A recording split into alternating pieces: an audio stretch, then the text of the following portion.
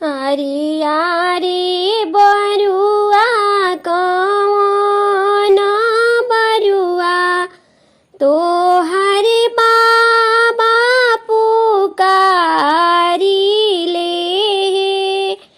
बाबा के पास रुपयो नाही, बाबा लाजे नायाइले। आरे आरे बरुआ कमन बरुआ तोहरे पापा पुकारिले।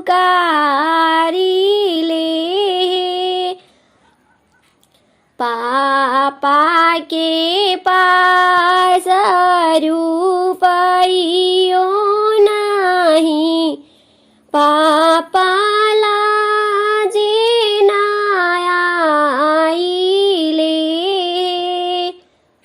आरे आरे बरुआ सुन्दर बरुआ तोहरे चाचा पुकारिले।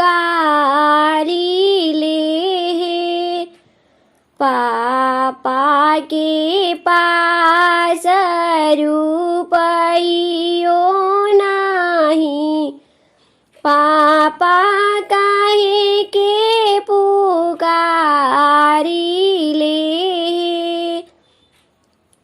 चाचा के पास रुपयो नाही, चाचा काहे के पुकारिले। आरे आरे बरुआ कौन बरुआ तोहरे भैया पुकारिले। भैया के पास रुपयो नाही, भैया काहे के पुकारिले।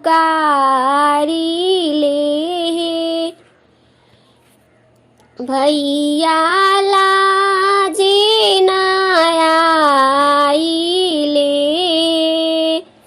आरे आरे बरुआ कौन बरुआ तोहरे भैया पुकारिले।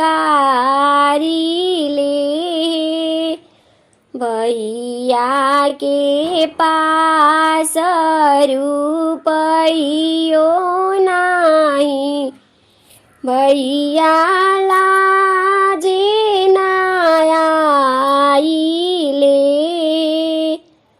भैया लाजे नायाइले। भैया